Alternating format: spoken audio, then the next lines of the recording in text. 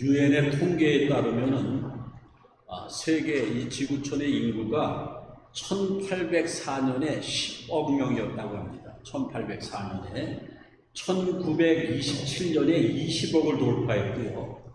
1960년도에 30억이 됐다고 합니다. 1974년도에는 45억이었고요. 1987년에는 지구의 인구가 50억이었습니다. 그리고 1999년에 60억을 돌파했고요. 2011년에는 70억을 돌파했습니다. 그리고 2020년도 작년 5월 말 통계로 77억 2천만이 됐다고 합니다. 이 추세로 가면은 2025년이면은 지구의 인구가 80억이 된다고 합니다. 저는 이 통계를 보고 들으면서 이런 궁금한 점을 한번 생각을 해봤습니다. 지금 현재 77억이 넘는 인구가 지구촌에 살고 있는데 이 모든 사람들이 내가 왜 사는가, 내가 하나님이 정해준 그 생명 가운데 무엇을 위해 사는가를 알고 있는 목적 있게 사는 사람들이 과연 얼마나 될까? 그런데 유엔의 통계에 의하면 현재 77억이 넘는 인구 가운데 10억 명 정도 되는 인구가 굶주림에 시달린다라는 거예요. 10억 명이 하루의 생활비가 미화 1달러도 안 된다라는 거예요. 그래서 굶어 죽는 사람이 하루면은 굉장히 많은 사람들이 굶어 죽는다고 그래요. 그렇다고 하면 그 10억 명에 대한 사람은 내가 왜 사는가, 무엇을 위해 사는가, 이런 인생의 비전과 목적을 생각할 수 없다라는 거예요. 왜? 먹고 사는 게 힘드니까.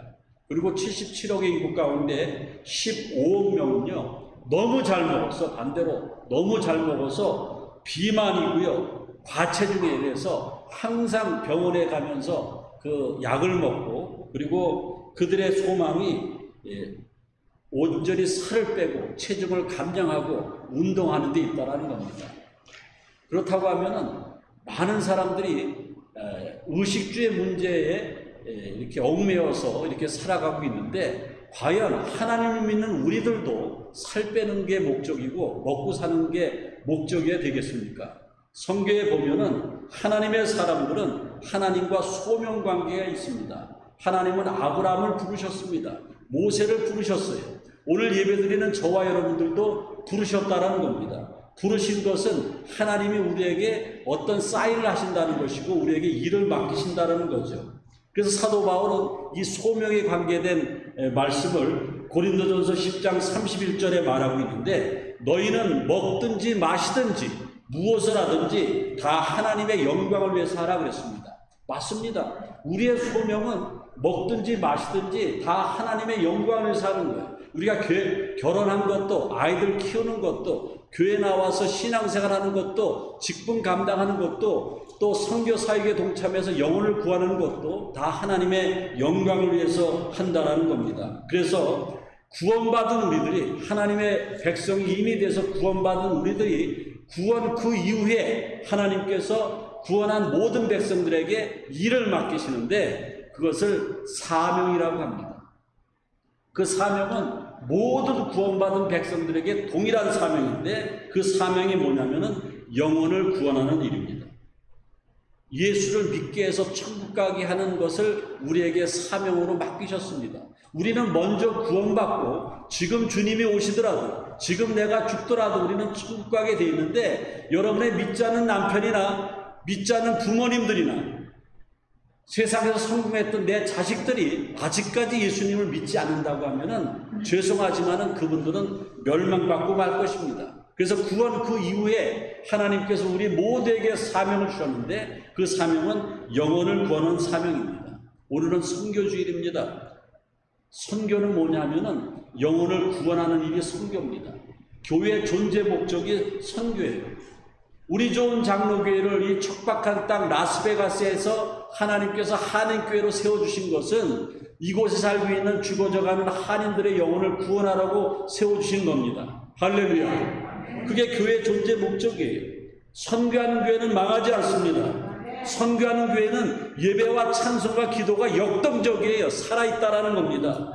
영혼을 구원하는 교회는, 선교하는 교회는 복을 받는다라는 겁니다. 그래서 여러분들 선교라는 것을 정의해 보면은 선교는 영혼을 구원하는 것이고 예수님을 전달하는 것이고 그리고 예수님을 믿어서 천국 가게 하는 것이 선교라는 겁니다. 근데 선교학에서요, 신학교에서 공부하는 선교학에서 전도와 선교를 구분하고 있는데 동일 문화권에 있는 사람들에게 복음을 전하면서 예수를 믿게 하는 것을 전도라고 해요. 근데 타문화권의 사람, 우리 한국 사람이 멕시코 사람이나 우리가 미국에 살지만은 여기 살면서 미국 사람들에게 타문화권의 사람들에게 예수를 믿으라고 복음을 전하는 것을 선교라고 해요. 그래서 전도와 선교를 합쳐서 통칭으로 우리가 선교라고 말하고 있습니다. 그렇다고 하면 오늘 여러분들이 성경 말씀 함께 복독한 본문의 말씀에 보면은 예수님이 부활하시기 전에 이 땅에 있는 제자들과 예수님을 따르는 무리들에게 마지막으로 유언처럼 남기신 지상 최대의 명령이 오늘 선교의 명령이고 예수님의 유언의 말씀입니다. 그러므로 너희는 가서 모든 민족을 제자로 삼아 아버지 아들과 성령의 이름으로 세례를 주고 내가 너에게 가르쳐 분부한 모든 것을 지키게 하라. 볼지어다 내가 세상 끝날까지 너희와 항상 함께 있으리라. 할렐루야. 이게 주님의 명령이에요. 여기 보면은 너희는 가서 모든 민족으로 제자를 삼으라고 했습니다. 여기서 가장 중요한 것은 가는 거예요. 너희는 가서, 그리고 19절에 보니까 세례를 베풀고, 전도는요 내가 움직일 때 되는 거죠. 내가 내 남편을 전도하러 가고 내 친구를 전도하러 가고 또 단기 선교 가서 세상의 영혼들을 구원하러 가는 것, 내가 가는 게 바로 선교의 시발점이죠. 내가 가서, 그리고 세례를 베풀라고 그랬지 않습니까? 우리 교회도 1년에 2차례의 세례 예식이 있는데 저는 목회자로서 저만 즐겁습니까? 모든 성도들이 우리 교회를 통해서 예수 믿고 와서 하나님의 자녀 되겠다고 그 전에 모든 잘못된 것을 그리스도의 보혈로 씻고 세례받는 순간, 그 순간 그분은 새로 거듭나는 순간이고 우리 교회로서는 엄청 큰 기쁨입니다. 바로 교회는 그렇게 생명을 구원하는 세례의식이 있어야 돼요. 그래서 가는 거로 끝나는 것이 아니고 1단계는 가라. 너는 가라. 그리고 가서 전도해서 그들에게 세례를 베풀라. 그 다음에 가르쳐 지키게 하라 그랬습니다. 여러분들 처음 예수 믿은 사람 세례 받으면 뭐 압니까? 교회에서 성경 공부도 하고요, 예배도 드리게 하고 또 다른 제자로 세우면은 이 사람이 또 다른 영혼들을 전도할 수 있는 주님의 제자, 선교의 일꾼이 된다라는 겁니다. 그런데 여러분들 중요한 것은 아무나 전도합니까? 아무나 선교합니까? 그렇지 않다라는 거예요. 우리의 힘으로는 부족해요. 저도 저의 힘으로는 한 명도 예수 믿게 할 수 없습니다. 그래서 예수님은요 부활 승천하시면서 모든 민족으로 제자를 삼아 아버지 아들과 성령으로 세례를 베풀라고 그랬고 그들을 구원하라고 그랬는데 예루살렘을 떠나지 말라고 그랬어요. 그래서 예수님이 승천을 하늘로 오르심을 목격한 500문도 가운데 380명 어디로 가버리고 120명이 예루살렘의 한 기슭에 마가의 다락방에 모여서 열흘 동안 저녁 기도에 힘쓸 때에 성령이 불같이 맺습니다. 맞습니다. 성령이 임할 때에 저들이 성령을 받고 나가서 예수를 전할 때에 지금 온 세상에 이렇게 복음이 전해지게 됐다라는 겁니다. 그래서 사도행전 1장 8절에 보면은 여기 한번 읽어보세요. 시작. 오직 성령이 너희에게 임하시면 너희가 권능을 받고 예루살렘과 온 유대와 사마리아와 땅끝까지 이르러 내 증인이 되리라. 오직 성령이 우리에게 임하시면 우리가 권능을 받고, 권능은 두나미스, 폭탄, 다이나마이트 같은 폭발력 있는 그러한 능력 있는 전도를 할 수 있다는 겁니다. 맞습니다. 여러분들 지금 우리가 예수 믿은 것도, 한국교회가 이렇게 잘된 것도, 우리가 이민 와서 신앙생활하는 것도 다 성령에 의해서 가능한 겁니다. 그러면 중요한 것은요, 선교주의를 맞아서 우리가 꼭 선교는 해외 나가서만 하는 것이 아니고 내 식구, 내 아들, 내 엄마를 전도하는 게 선교입니다. 그것부터 선교예요. 그러기 위해서는 그냥 혈육관계로 선교가 전도가 되겠습니까? 영혼 구원이 되겠습니까? 성령을 받아야 돼요. 성령을 받으면은 정말 출세한 우리 아버지 다른 건 다 부족함이 없는데 예수를 안 믿어요. 그러면 확실히 예수 믿는 나는, 우리 아버지는 성공하고 훌륭한 아버지였지만은 지옥 가는 건 분명해요. 근데 성령을 받지 않으면은 그 아버지가 불쌍해 보이지 않는다라는 거예요. 전도가 안 된다는 거예요. 그러면 성령을 어떻게 받는 것인가? 마가의 다락방에 모여서 최초의 교인 120명이 저녁 기도에 힘쓸 때에 성령이 임했습니다. 그리고 기도에 힘쓰면은 내가 지난날의 허물과 죄악이 막 줄줄줄 회개할 때에 성령이 임하는 거예요. 그리고 무식한 베드로가 말씀을 전할 때에 예루살렘 거민들이 그 말씀을 받을 때 말씀을 찔림을 받아서 성령이 임했다라는 거예요. 그래서 주일날 예배 드릴 때 설교 말씀 듣다가 성령 받은 사람도 굉장히 많다라는 거예요. 또 성령을 사모해야 돼요. 나는 그까지 성령 없어도 돼. 성령 받으면 벌벌벌 뛰고 막 미친 사람처럼 되는데 나 성령 못 받겠어. 그런 사람들인데 성령은 그런 영이 아닙니다. 성령은 다양하게 임하는 거예요. 막 펄쩍펄쩍 뛰는 사람도 있지만은 점잖게 성령 받은 사람이 있어요. 그냥 기도만 크게 해야 성령 받는 줄 아십니까? 찬송만 크게 해야 성령 받는 줄 아십니까? 그렇진 않아요. 기도 성령 받은 사람은요, 기도를 아무 소리 안 해도 눈물이 뚝 떨어지면서 가슴이 막 미어지는 거예요. 성령 받은 증거라는 거예요. 우리가 왜 이민하는데도 이렇게 예수 믿고 여기서 잘 살고 있습니까? 바로 우리의 선조들이, 우리의 할머니 할아버지들이 예수를 받아들였고 한국이 예수 믿게 돼서 한국이 이렇게 잘 사는 나라가 되고 우리가 이렇게 신앙생활을 할 수 있게 됐다라는 겁니다. 저는 신학대학에 들어가서 교회사라는 과목을 공부했습니다. 세계 교회사가 있고 한국 교회사가 있는데 한국 교회사를 공부하면서 야, 미국이 진짜 우리한테 고마운 나라구나. 저는 미국에 대해서 감사했고 미국의 정말로 신실한 크리스찬들, 미국은요 지금 뭐 미국 대선 때문에 엉망이 된 것 같지만은 저는 그렇지 않다고 봅니다. 기독교 뿌리는 안 흔들립니다.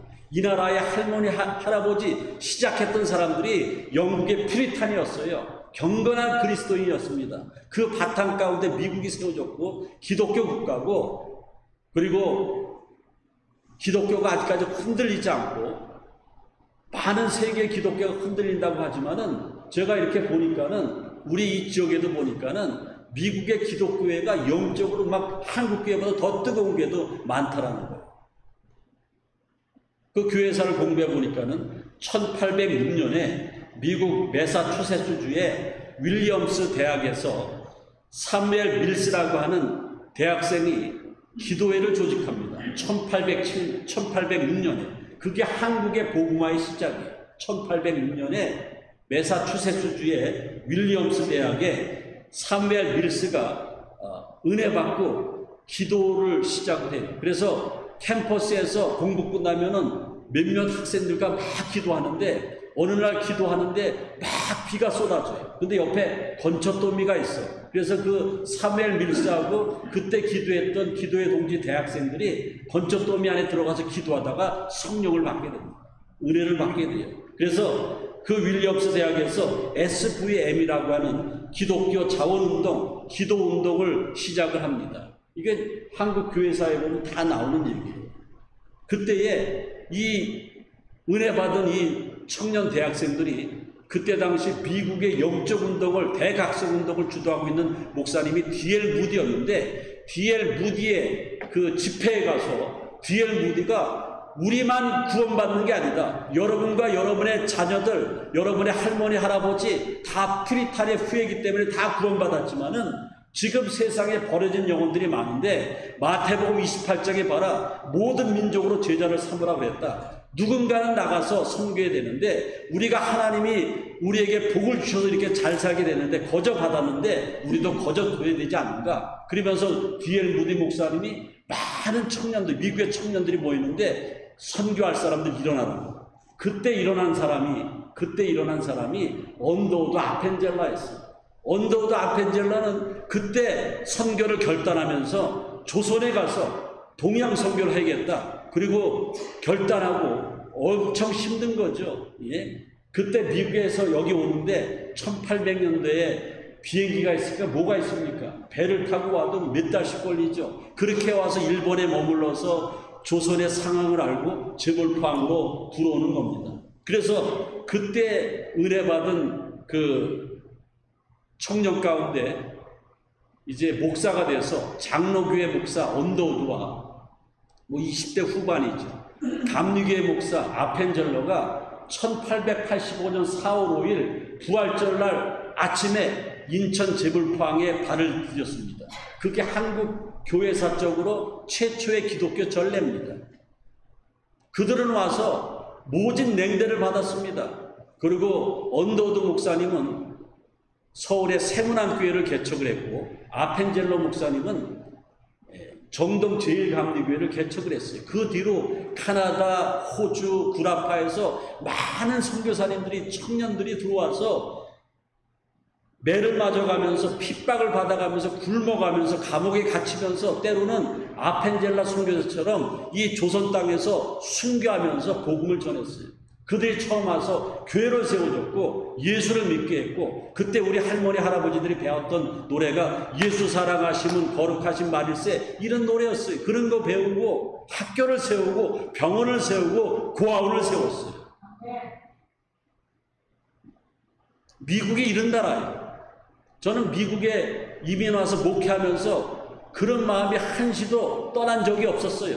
그리고 신학교 때 공부하면서부터 우리 대한민국도 이렇게 잘 살게 됐는데 우리도 거저받았으니까 거저줘야 된다. 그래서 한국에서 목회하면서도 선교사에게 올인했었습니다. 지금은 한국교회가 얼마나 부흥한 줄 아십니까? 5만 개 이상의 교회가 있고요. 10만 명 이상의 목사님들이 있고 전 인구의 4분의 1이 1000만 명이 넘는 사람이 기독교인입니다. 한국은 샤머니즘 나라였는데 기독교 국가가 이미 된 거예요. 유엔에 등록하지 않은 나라까지 세계 300나라가 되는데 우리 한국이 잘 사는 순위로 12번째라고 합니다. 어떤 때는 11번째 들어가기도 했어요. 이게 가능합니까? 그 조그만 나라에 왜 이렇게 됐습니까? 언더우드 아펜젤라 목사님이 청년의 때에 기도하다가 성령 받고 DL 무디 집회에 가서 척박한 땅 가보지도 뭐 요즘에는 인터넷으로 뒤져보면 다 아는데 조선이 어딘 줄 압니까? 우리 조국 조선에 와서 복음을 전하면서 순교하면서 대한민국의 기독교를 전했습니다. 일제시대 때 정말 핍박이 많은 일제시대 때에 한국의 기독교회는 더욱더 부흥했어요. 1903년에 원산 부흥운동이 있었고 1907년에 평양 부흥운동이 있었고 1909년에 백만인 구령운동이 있었습니다. 특별히 1907년에 평양에서 있었던 대부흥운동에는 성령이 불같이 임했어요. 카나다와 호주의 어떤 선교사는 자기의 자서전에다가 평양 대부흥운동에 장대영 교회에서 그들이 성령의 불을 받고 기도하는 것을 보면서 뭐라고 써봤냐면은 오순절날 마가의 다락방에 성령의 불이 임했다고 하면은 그때 임한 불보다 이 평양에 임한 장대영 교회에 임한 성령의 불이 100배, 1000배는 더 뜨거웠다고 그랬습니다. 얼마나 우리의 조상들이 기도를 많이 했습니까? 그렇게 읽어놓은 것이 한국의 기독교회라는 겁니다. 장대영 교회가 막 그냥 회개 역사가 나타나서 삼촌도 전도하고 이모도 전도하고 친구도 전도하고 자기 머슴도 전도하고 막 미어 터집니다. 저 사진에 보듯이 기아집으로 개조한 그런 큰 교회였는데 1500명이 막 끼어들어가니까 자리가 모자라서 산정을 교회를 개척을 하게 됩니다. 그래도 모자르니까는 여자는 오전반, 남자는 오후반 이렇게 만들었다는 겁니다. 제가 왜 한국의 기독교 역사를 말씀드리냐면은 우리는 선교해야 된다는 거예요. 우리는 그냥 거저 받은 거예요. 여러분들 우리가 가지고 있는 재물 가운데 잉여 재물이 얼마나 많이 있습니까? 내가 쓰고도 남음있는 재물이 얼마나 많이 있습니까? 우리 한국의 연세대학교 세브란스 병원을 세울 때에 미국 사람들이 주머니 돈 털어가면서 그 병원을 세워줬어요. 지금도 한국의 그 시골의 개척교회 이런 데를 미국의 선교단체에서 막 후원해주고 교회 지어주는 그러한 미국민들이 많이 있다라는 겁니다. 그런데 우리는 나 편하다고 다 잊어먹었어요. 세속화되고 있습니다. 물론 지금 미국 교회도 세속화되고 전도 안 하지만은 한국 교회도 전도 안 하고 세속화되고 있다는 겁니다. 저는 확실히 믿습니다. 우리 세대에 주님이 오실 것 같아요. 지금 이 마지막 때의 증표들이 막 일어나고 있다는 겁니다. 그러면 왜 우리는 전도해야 되고 선교해야 됩니까? 왜 go and send, 가거나 보내거나, 옛날에는 go or send, 가거나 혹은 보내거나, 근데 요새는 go and send, 가기도 하고 그리고 보내기도 해라, 이런 말이죠. 우리는 어떻게 갑니까? 내 친구들에게 전도하러 가는 거예요. 먹는 거 사들고 가는 겁니다. 병원에 가는 거예요. 집으로 찾아가는 거예요. 부모님 전도해야 된다는 거예요. 또 흔치 않지만은 교회에서 단기 선교할 때에 선교지에 한번 따라가 보는 거예요. 그게 가는 거예요. 보내는 건 뭡니까? 우리가 조금의 선교비를 모아서 지금 선교사님한테 지원하지 않습니까? 그거는 보내는 선교사라는 겁니다. 이제 오늘 말씀을 정리해 보면서 예수님이 오신 목적은 죄로 멸망받은 우리들을 구원하러 오셨습니다. 그리고 우리를 섬기러 오셨다고 그랬어요. 마가복음 10장 45절에 보면은 인자가 온 것은 섬김을 받으려 함이 아니고 섬기려 하고자 자기 목숨을 많은 사람의 대성물을 주고자 오셨다고 그랬습니다. 최고의 섬김이 뭐냐? 우리는 최고의 섬김이 식사 대접하는 거, 선물 사주는 거로 알지만은 최고의 섬김이 내가 죽는 거예요. 예수님처럼 십자가에 희생하면서 영혼을 살리는 겁니다. 내가 일평생 신앙생활 하면서 한 명도 내가 전도해서 세례받게 못했다고 하면은 나는 하나님의 일꾼이 아니라는 겁니다. 그리고 우리는 왜 선교하고 전도해야 되냐면은 이것만큼 시급한 것은 없어요. 이것만큼 중요한 것은 없습니다. 그래서 바울은 디모데후서 4장 2절에 너는 말씀을 전파하라. 때를 얻든지 못 얻든지 항상 힘쓰라. 말씀을 전파하는 것이 때를 얻든지 못 얻든지 항상 힘쓰라고 했습니다. 빌리그람 목사님이 한국에 와서 전도 집회하면서 전도의 기법을 하나 알려준 게 있습니다. 그게 뭐냐면은 전도하려면은 그 상대방이 내 말을 들을 수 있도록 밑밥을 뿌리라는 거예요. 그래서 그에게 좋은 일도 많이 하고 많이 도와주고 평소에 나를 거절하지 못하게 만들었다가 전도 초청주일이나 전도할 때가 되면 그냥 거부할 수 없는 초청을 하라는 거예요. 뭐라고요? 거부할 수 없는 초청. 내가 저 사람 같으면 하나님 살아계신 것 같다. 저 사람이 내가 뭔데 나에게 이렇게 잘해주는가? 그렇게 부담감을 가지고 있다가 교회 갑시다. 그것만큼 축복과 행복은 없을 겁니다. 그러면 거부할 수 없는 초청이 돼서 전도할 수 있다라는 겁니다. 전도는요, 희생이 따라야 돼요. 그리고 전도는 사람의 한치 앞에 다가오는 운명을 모르기 때문에 시급한 거라는 겁니다. 언제 죽음이 찾아올지를 모른다라는 거예요. 그래서 야고보서 4장 14절에 보면은 내일을 너희가 알지 못하는도다. 너희 생명이 무엇이냐? 너희는 잠깐 보이다가 없어지는 안개니라 그랬습니다. 누가 내 아버지 어머니에게 전도합니까? 여러분이 예수 믿고 구원받은 사람인데 여러분들이 전도하는데 누가 전도합니까? 저는 목회하면서요, 편안한 자식들이 멀리 있으면서 장거리 전화를 합니다. 목사님, 우리 어머니 아버지 예수 잘 믿게 좀 해주세요. 교회 좀 나가게 해주세요. 교회 주변에 사는 어르신들이 있는데 저한테 부탁을 합니다. 그러면 저는 뭐 전도 대상자가 있으니까는 전도를 하지만은 쉽질 않아요. 자식들이 눈물 흘리면서 아버지, 예수님 믿어야 됩니다. 천국은 분명히 있습니다. 그러면서 내가 전도해야 돼. 왜? 그분의 생명은 길지 않기 때문에. 누가 출세한 내 아들, 딸들, 며느리, 손주에게 전도할 수 있습니까? 내가 하는 거예요. 내가 성령 받고 내가 은혜 받지 못하면은 우리 좋았던 가면 다 멸망하는 거예요. 주님 오시면은 들림 받을 사람이 별로 없는 겁니다. 한 가지 말씀드리고 말씀을 마치겠습니다.